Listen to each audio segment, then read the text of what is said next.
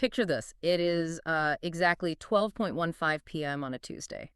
You've been sitting in meetings since like 8 in the morning, putting out fires, answering emails, and just generally solving everyone else's problems.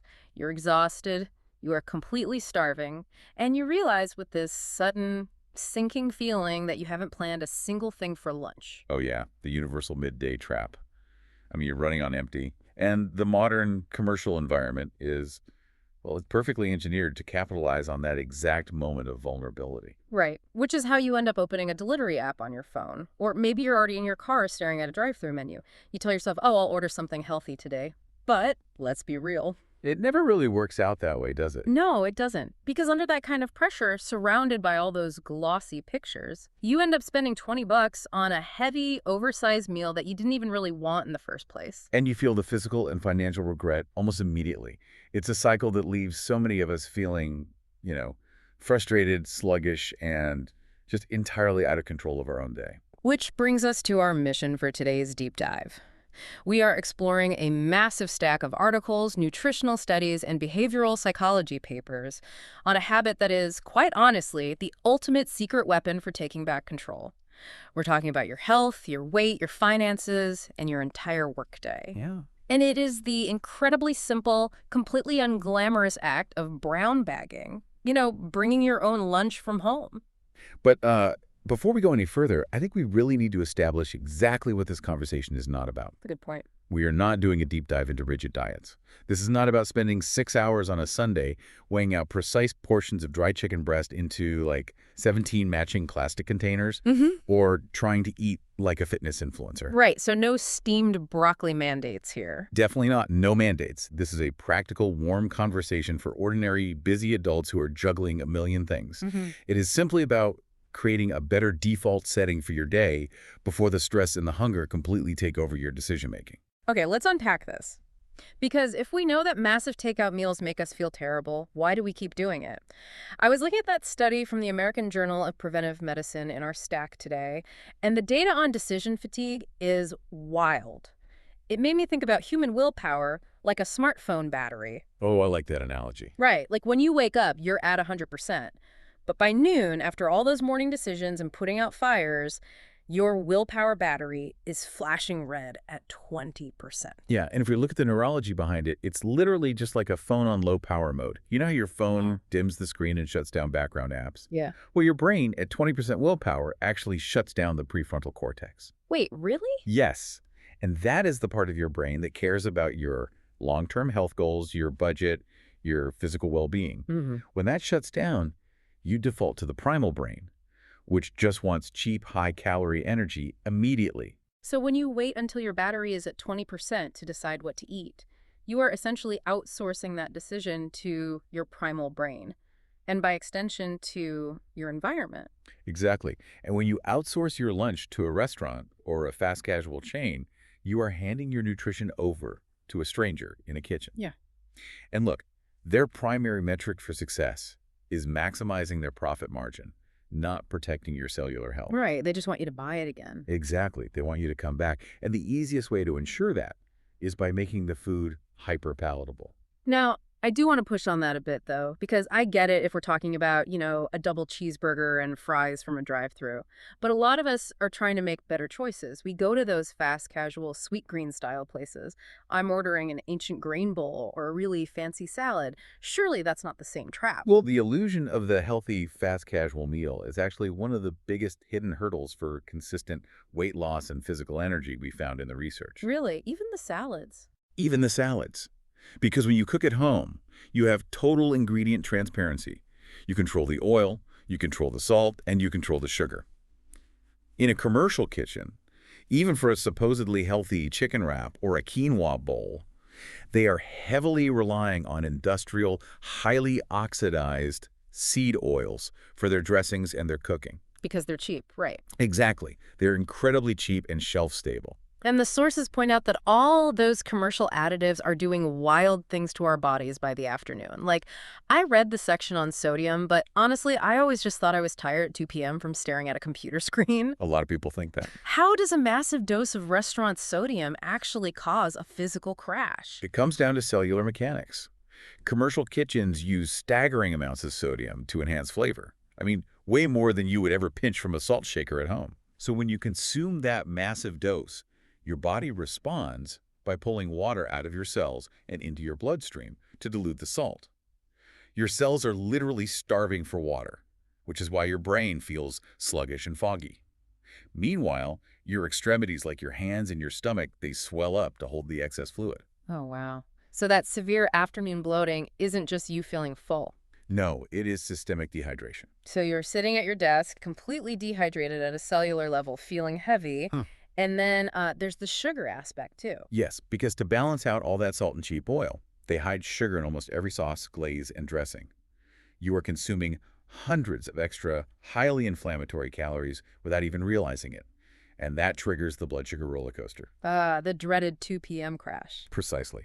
You eat that engineered meal, your blood sugar spikes dramatically, your pancreas dumps insulin to handle it, and then your blood sugar plummets.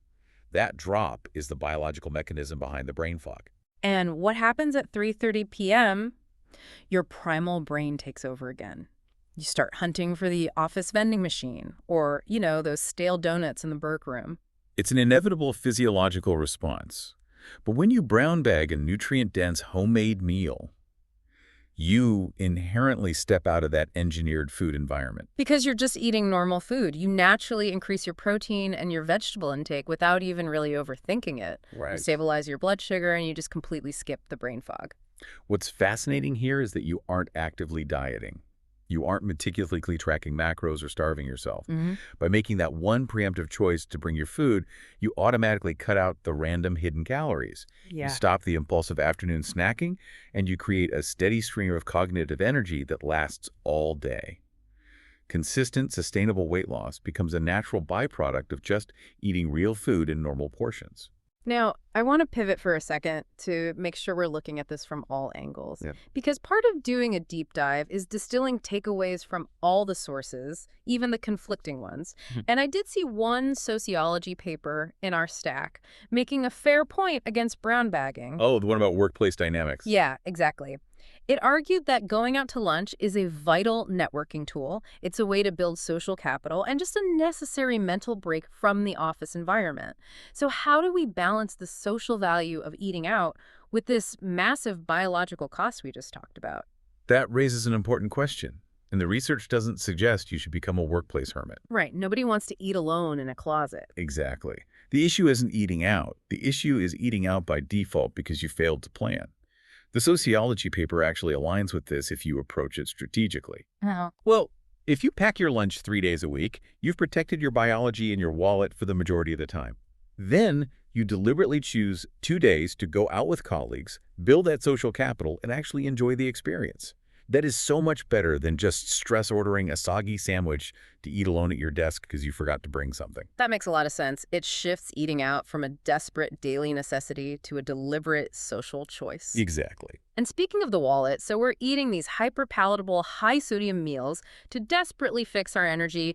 But the irony is, we're actually paying a premium for the privilege of feeling terrible. Let's look at the math on this budget leak. The financial impact is where this habit shifts from a nice idea to an undeniable life upgrade. Okay, a standard lunch out nowadays, right? With a drink, maybe a tip, or those crazy delivery fees, it easily runs you $15 to $20. Oh, at least. And when you're standing at the counter, $15 doesn't feel like a life-changing amount of money. But if you do that 4 or 5 times a week, you are quietly draining $300 to $400 a month just to feed yourself during the work week. It is a massive hidden expense. And if we look at how those small daily savings compound, that is money that can fundamentally change a family's financial breathing room. $300 is a car payment for some people. Or it can go toward buying much higher quality groceries for your dinners. It can go toward paying down high-interest credit card debt or funding a family vacation. Bringing your lunch is one of the very few health habits that literally pays you back in cold, hard cash on the exact same day. The same day return on investment, I love that. But it's not just money you're saving, it's time. Oh, completely. Think about how much of your actual lunch hour is wasted. You're scrolling through delivery apps, debating with yourself, paying extra fees, and then tracking a delayed driver on a map. Or you're getting in your car, driving to a fast casual place, and standing in a line of other stressed out people. Right, you are spending your break running an errand instead of resting. If you have a packed lunch, your food is ready the exact second you want it. You eat in 15 minutes, and then you can actually use the rest of your break to step outside, take a walk, read a book, or just decompress. That autonomy is crucial for stress management. But there is another psychological benefit to having that physical container with you, which goes back to how our environment manipulates us. Here's where it gets really interesting. One of the behavioral economics papers pointed out that having your lunchbox sitting right next to you makes you virtually immune to marketing. Yes, the marketing immunity is huge. Restaurants and delivery apps spend billions of dollars on glossy photos and push notifications to manipulate our hunger. But if your lunch is already sitting in the office fridge, all that marketing suddenly loses its power. You've already made the decision. You've created physical and psychological distance between the advertisement and your wallet. It's a profound shift in behavior. You move from being reactive to being proactive. Okay, but look, this all sounds great biologically and financially, but if I'm being perfectly honest, Yeah. the reason I don't do this is purely time and friction. I want to bring up some of the most common real-life friction points busy adults face because the intention is there, but the execution is where we fall apart. Let's hear them. What is the biggest hurdle for you? The morning rush. I mean, I am barely getting my shoes tied, finding my keys, and getting out the door. The idea of stopping to compose a beautiful, balanced salad while I'm already 10 minutes late to my first meeting is laughable. The solution the behavioral guides suggest is incredibly simple. Never make your lunch in the morning. Never. Never. Your morning is a high-stress, low-time environment. You pack it the night before. You make it part of the evening routine of cleaning up the kitchen and putting away dinner. By the time you wake up, the decision is already made. You just grab it. That brings up the whole meal prep anxiety, though. People think packing lunch requires spending all of Sunday cooking Tupperware meals for the week. Which is entirely unnecessary. The most sustainable strategy we found across the board is the power of leftovers. Leftovers have a bad reputation, but they are the ultimate cheat code for busy people. A cheat code. Yeah. You do not need to do extra cooking. When you make dinner, you simply scale the recipe up slightly. That cooked chicken, rice, or roasted vegetables goes straight into a container for tomorrow before you even sit down to eat dinner. Oh, I see. You pack it before it magically becomes a second helping at dinner. Exactly. It eliminates food waste, saves you from buying lunch, and requires zero extra mental energy. No extra thinking, and no forgotten food turning into science projects in the back of your fridge. Okay, next hurdle.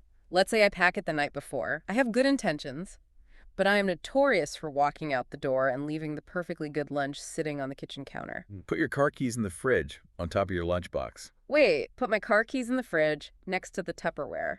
That sounds insane, but actually, you literally couldn't leave the house without opening the fridge. Oh, yeah, I like that. That's practical. But what about the boredom factor? We treat lunch like it's supposed to be an escape. I don't want a sad turkey sandwich every single day. This requires a fundamental shift in how we view our midday meal. We need to stop treating every single lunch like it has to be a thrilling entertainment event. That's a good way to put it. Food does not need to be a gourmet experience every day at 12:15 p.m. Sometimes food is just reliable fuel to get you through the afternoon. Repeating simple, familiar meals like a turkey wrap, a hearty soup, or a chicken salad is a feature, not a bug. It removes decision fatigue. It's reframing lunch from an experience to just keeping the machine running smoothly.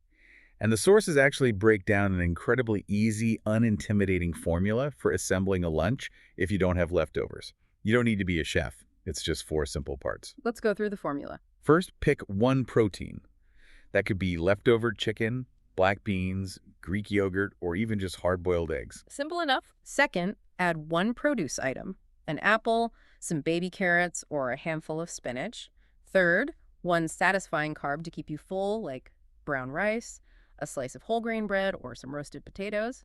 And finally, an optional simple snack, like a handful of almonds or a cheese stick. That is it. If we connect this to the bigger picture, the goal here is not to be flawless. It is not to swear off restaurants for the rest of your life or punish yourself with a rigid diet. The goal is simply to start with 2 or 3 packed lunches a week. You use that simple formula, you rely on leftovers, and you build a sustainable system. It's about removing the frictions so doing the right thing becomes the easiest thing. And as we've covered the biology of the sodium and the sugar, the compounding math of the finances, and the practical execution, I want to pivot to what this simple habit actually does to your self-esteem. This is such an important point. Because as I read through all these behavioral psychology articles, I realize the most profound benefit isn't physical at all. It's completely psychological. It really is about the psychology of rebuilding trust with yourself. Yeah. When you spend years telling yourself, I'm going to eat better or I'm going to save money, and then constantly failing at noon because the engineered environment overpowers your depleted willpower, you stop believing your own promises. You start feeling like your food decisions are happening to you rather than being made by you. You feel like you're just drifting through the workday, reacting to whatever happens. But every single time you pack a lunch and you actually sit down and eat it, you keep a small promise to yourselves. You prove that deliberate change is actually possible in your ordinary, chaotic life. It is not a dramatic transformation photo for social media. It is a quiet, daily vote for the healthier, more financially stable version of yourself. You become reliable to yourself again. A daily vote for the person you are becoming. I love that framing. And that brings us to a direct challenge for you listening to this deep dive right now. We want to challenge you to pack tomorrow's lunch tonight. Do not overthink it. Do not go online and buy special bento boxes. Just grab some leftovers from tonight's dinner or make a simple sandwich, put an apple with it and put it in a bag in the fridge. Put your keys on top of it if you have to. Just execute one repetition of the habit. Lower the barrier to entry as much as possible. Exactly, because you didn't lose your energy or your budget from one bad restaurant meal, and you aren't going to miraculously fix your health with one good salad, but hundreds of better lunches. Those will compound. You have to remember, you are not punishing yourself by bringing your lunch. You are not missing out on some grand culinary experience. You are taking a piece of your health, your focus, and your hard-earned money back from an environment designed to take it from you. You are not broken. You are just rebuilding. And rebuilding always happens one ordinary practical decision at a time. So what does this all mean? It means the simple, unglamorous paper bag might just be mightier than the delivery app. It truly is. And I'll leave you with this one final thought to mull over as you go about your day. If simply taking preemptive control of a 12:55 p.m. meal can so radically shift your biological health, your wallet, and your confidence, what other automatic convenience in your daily routine is secretly draining your energy right now? And how easily could you take that back too?